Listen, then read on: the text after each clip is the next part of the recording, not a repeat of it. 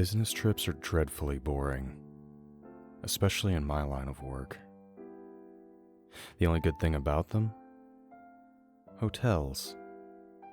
The tedium of day-to-day dealings bookended with clean towels and a mint on my pillow. If I could live in one, I surely would. There's just something in the ambience that soothes my soul, for lack of a better phrase. At least, that's how I felt, until staying at the Covenwood Inn. It seemed like any other hotel, at first. Typical floor plan, decorative arrangements, overly polite check-in clerk. It wasn't until I received my key card and ventured up to room 371 that I would notice a dissonance in the layout. Something amiss that broke up the usual hotel landscape. In my room, placed deliberately on the bed, was a sheet of paper. Restrictions printed on an official Covenwood Inn stationery. Room 371 guidelines. 1. No television after 9 p.m. 2. Only accept incoming calls on the room phone. 3. Leaving your room between the hours of 10:30 p.m. and 1:30 a.m. is strictly forbidden. 4. At least 2 to an elevator at a time. Never go in alone. 5. No visitors. If there's a knock at the door, ignore it. 6. The minibar is for emergencies only. And 7. The view is a lie. Don't trust it. Enjoy your stay. This was odd. I had never seen anything like it. Not once in any of the hotels I'd stayed at in the past. Perplexed, I called the front desk for answers. All rules are to be followed during your stay. The clerk stated this plainly, as if he had uttered it 1,000 times before. I don't understand. What emergency would warrant use of the minibar? Why can't I touch the TV after 9? What does "the view is a lie" even mean? I was offered the same reply, spoken with the same tone as before, not unlike a recording. All the rules are to be followed during your stay. Click. And that was that. No answers. No explanation. Assuming it was some sort of strange hotel humor I was unfamiliar with, I threw the list on the bedside table and forgot all about it. Until later that night. As I laid in bed, watching the 10 o'clock news, something completely out of the ordinary happened. The reporter began scratching at her face. A little at first, but then a lot. Her motions became aggressive and skin began peeling. Blood dripped from the wounds as she continued to relay her report without missing a beat. No one seemed to notice or react to her appearance. Eventually, she froze in place and stared at the camera. Then, a close-up of her face, grotesque and mangled. Her bloodied lips spread apart and offered an ominous sentiment. Don't break the rules, Jack. I jumped out of bed, left my room, and ran downstairs. My voice echoed through the lobby as I barged over to the front desk. What the hell is going on here? The receptionist didn't so much as blink at my intrusion. What can I help you with, sir? I just watched a news reporter tear apart her own face and tell me personally, to follow your bizarre hotel rules. Is this some kind of sick joke? He pointed at the wall clock behind him. It's 10:18, sir. In room 371, there's no television past. I grabbed him by the collar. I don't appreciate being toyed with. Continue this jest and there will be a call made to the authorities. Mark my words. I let go of him and stormed off, his monotone voice trailing off in the distance. All the rules are to be followed during your stay. I returned to my room, shut the TV off, and laid down to sleep, pissed off, but exhausted. Unfortunately for me, my slumber would be short-lived. I woke later that night in a fit of sleep paralysis, pinned in place by my own body. At the foot of the bed was a shadowy figure whose features I couldn't quite make out in the darkness. A warmth overtook the room as it stepped over to my side. My heart began to race. Closer now, I could see it was a man, maybe in his 50s, well-dressed, gray mustache. He leaned over me and spoke with a disturbingly unnatural timbre. His voice echoed off the walls and met my ear with an inhuman cadence. It's a pleasure to meet you, Jack. Are you enjoying your stay so far? I tried to break free of my chemical restraints, but it was no use. Where are my manners? I'm Garrett Covenwood, the owner of this here hotel. I like to greet my guests whenever I can. He rested his hand on my arm. There was a stinging sensation where his skin met mine, but I could barely wince in response to the pain. Follow the rules, Jack. If you don't, you're in for a bumpy ride. All at once the warmth dissipated, and the sound of my cell phone buzzing rendered me fully awake. I jolted to a sitting position, reclaiming my movement. The man was gone, and my arm was fine. Thank God, it was just a nightmare. I quickly grabbed my phone and answered.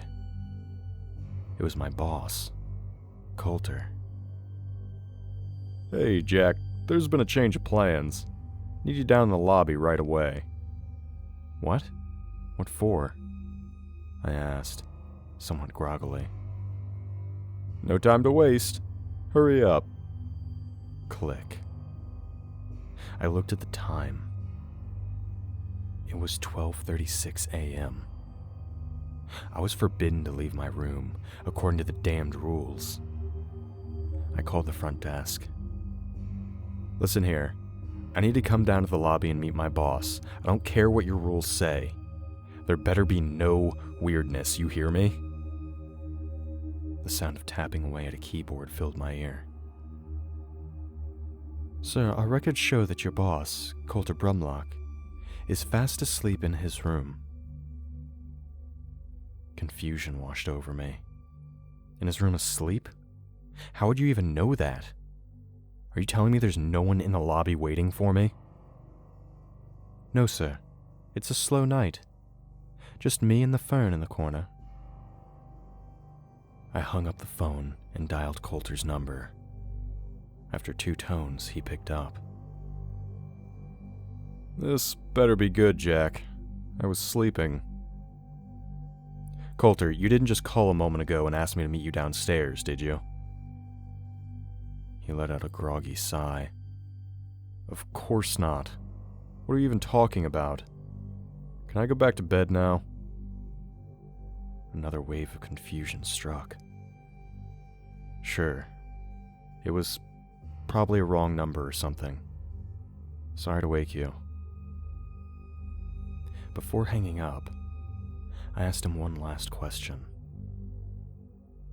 Say, you didn't get a weird list of rules from the hotel, did you? No.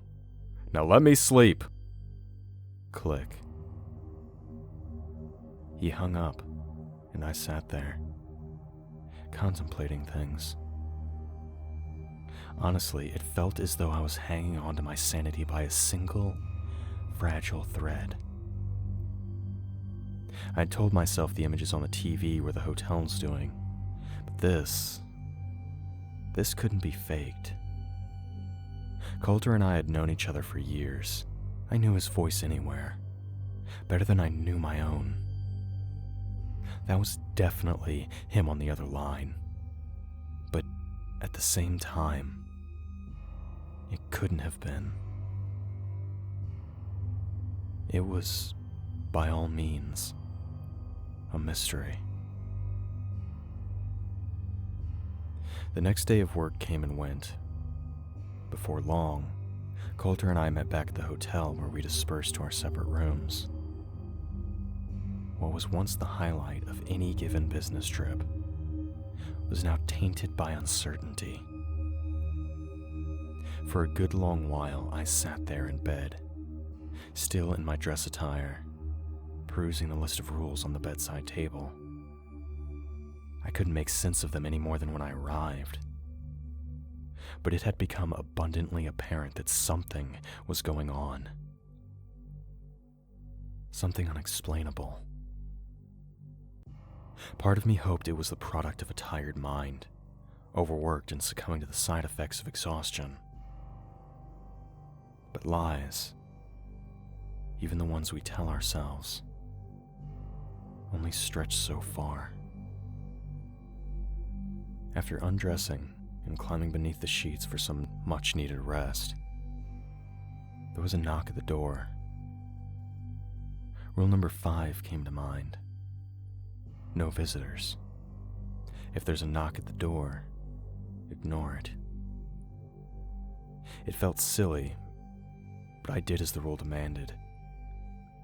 Best to act with an air of caution, I thought. Better safe than sorry.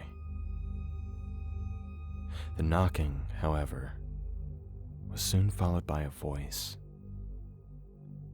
Coulter's voice. "Jack, are you in there? Your wife called me. Says she couldn't get through to your cell. Something happened to Leslie." My heart sank. Leslie was her daughter. I jumped out of bed, ran to the door, and opened it at once. Coulter walked in, visibly troubled. "What's going on? What happened to Leslie?" Coulter bore a look of deep concern. "Well, it's not good news." My heart was pounding. "Out with it already. What happened? This is my daughter we're talking about." He looked at me, almost teary-eyed. "Leslie's dead, Jack." All color vanished from the room. What air I had in me left my lungs in a single, labored breath, as a stream of tears wet my face. Coulter put his hand on my shoulder. "There's more. Please, sit down." I fell to the bed, broken. "The truth is, Jack, you broke rule number 5. Now I have to hurt you."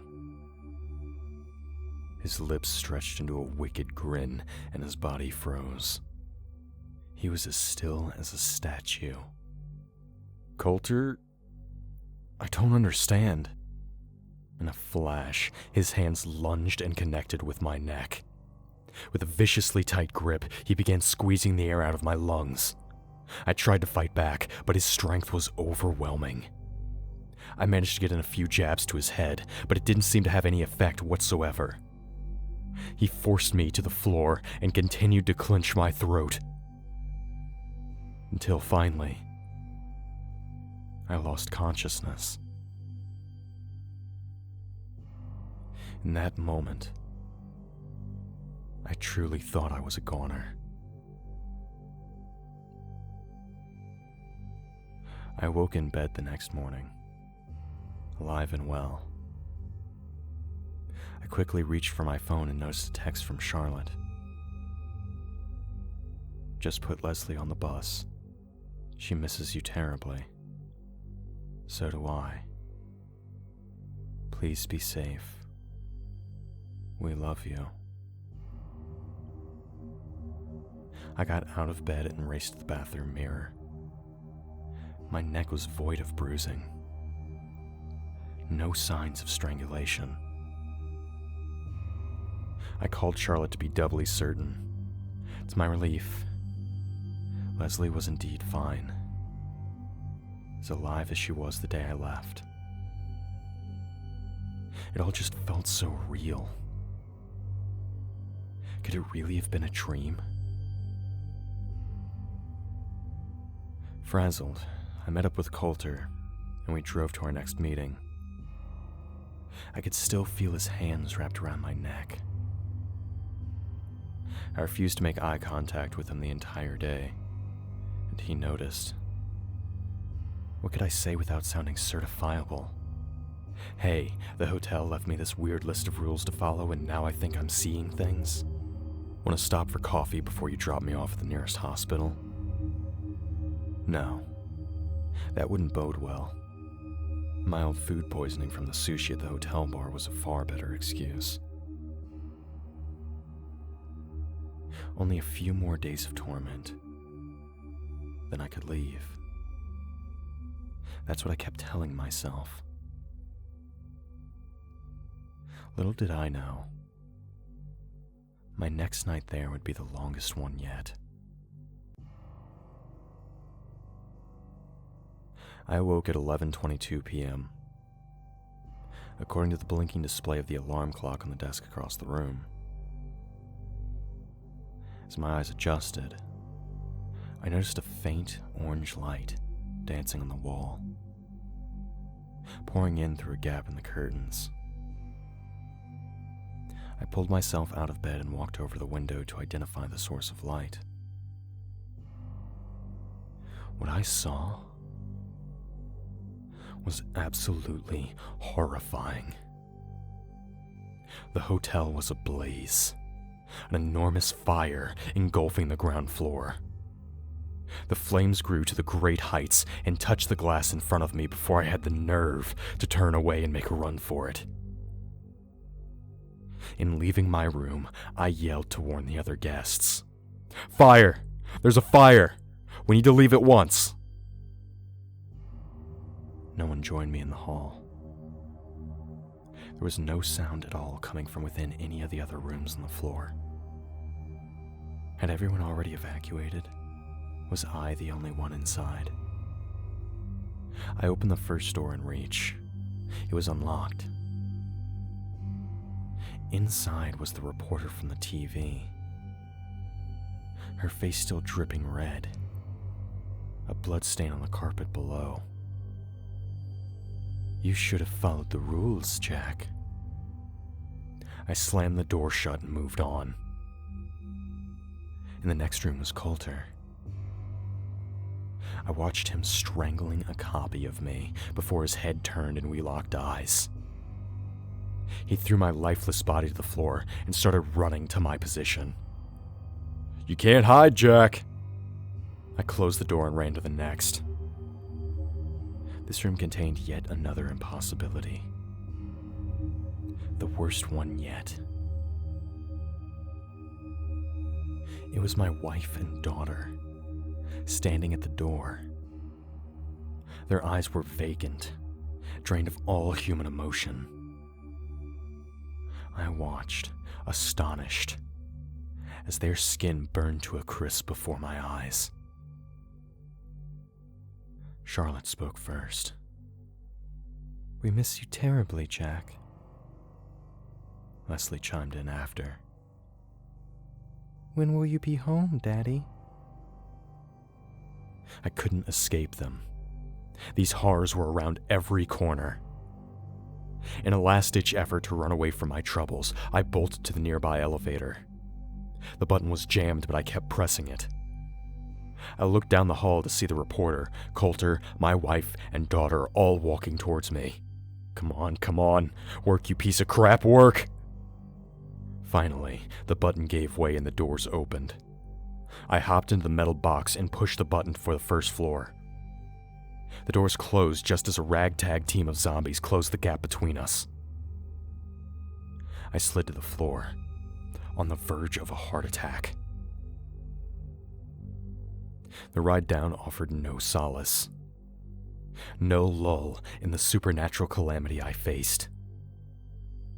Without warning, the elevator dropped, plunging to the depths of the hotel, far deeper than I thought possible.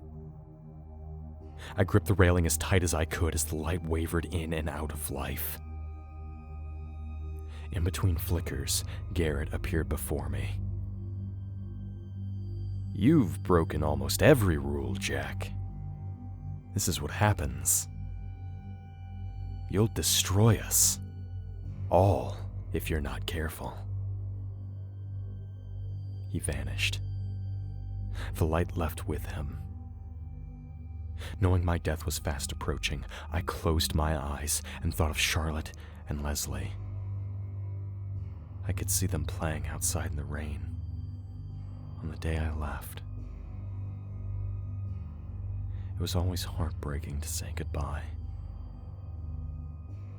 and this would be no different. I held onto their memory and braced for impact. As the elevator neared the end of its descent, Garrett's booming voice entered my mind and broke the trance. "Wake up, Jack!" Jarred, my eyes opened and I fell back, landing on the floor. The unique abrasiveness of carpet brushed against my skin. I was no longer in the elevator. Upon taking a deep breath and gathering my wits, the familiar surroundings set in. I had inexplicably been transported back to room 371. As I looked around in disbelief, happy to be alive, I noticed the list in my hand. Rule number 7 was now circled. The view is a lie. Don't trust it. It took a minute to register, but I now knew what it meant. The view through the window. There was never any fire. It was just another ploy to get me to leave the room. And I foolishly took the bait. My eyes darted to the alarm clock on the desk. It was 1:47 a.m., meaning it was now safe to leave. I needed to get the hell out of there, and fast. I stood up, marched to the door, and grabbed the knob. It was hot to the touch. Burning hot. I pulled my hand back instinctively to avoid the harsh heat. I then noticed the charred wood on the bottom of the door's frame, indicating fire. Real fire. But how? I thought the view had deceived me. I looked back at the list for answers and noticed a postscript, scribbled in pen. "You should have followed the rules, Jack. You did this. Now we all have to suffer." My eyes scanned the page for more clues, to no avail. They kept landing on Rule 7. In addition to being circled, it was underlined with a striking red ink. Why did my attention need to be drawn there? Was it just gloating? Or something more? And then it hit me. I walked over to the window and peered outside. The fire raged on outside my room, but the world below seemed unaffected. No flames. No firefighters. No one running out of the hotel. Just a plain parking lot, traffic on the main road, and trees in the distance. As normal a view as one could hope to expect from this particular vantage point.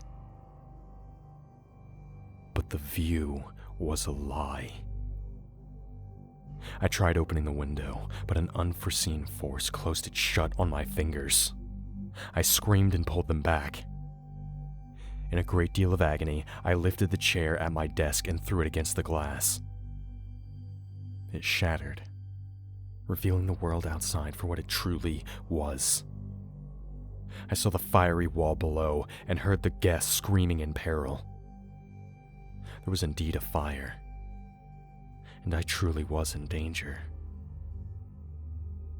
Still in pain, I picked up the list and looked at Rule 6.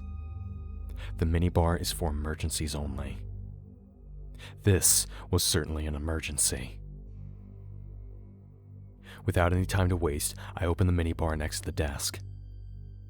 Inside there were no drinks or food, only a small black box with a red button affixed to its surface. I pulled it out and placed it on the bed. There was now smoke seeping into the room through the outline of the doorway. Looking over the list again, there was no further instructions, nothing at all pertaining to the box. There was only one course of action left to take. I closed my eyes and pressed the button as hard as I could, putting my life in its hands. Memories played in my mind like a film reel running in reverse. The day's events followed by the previous, and so on. I relived all of the fear and torment in a matter of seconds, until eventually, my eyes opened, and I found myself in line with Coulter at the front desk, waiting to check in. This place isn't too shabby, Jack. Better than the last one, at least. I can't explain how, but I was back in the hotel lobby on the first day of the business trip. The day we checked in. Say, Jack, what happened to your hands? Looked down and saw the bruises left by the windows. Oh, it's nothing. I slammed them in the car door. That's all. Both of them? He was cut off by the check-in clerk, greeting me. I was now at the front of the line. Do you have a reservation, sir? I stared at him for a while, remembering everything that happened. I then backed away from the counter and turned to leave. Jack, where are you going? Sorry, Coulter. I think I'm going to get an Airbnb instead. I'll see you tomorrow. He waved his arms at me, frustrated, and then turned back to book his room. I heard the clerk handing him his key card before I reached the exit. Here you are, sir. Room 371 on the second floor. We hope you enjoy your stay. Fuck.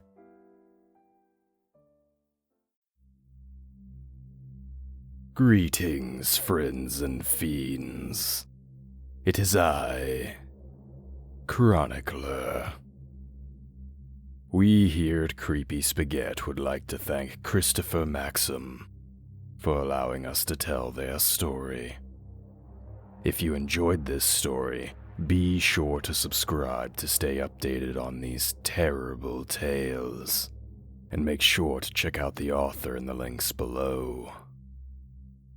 If you're interested in having your story narrated, be sure to reach out to our humble overseer, as he continues his journey to pull the darkest stories from the infinite depths of the internet.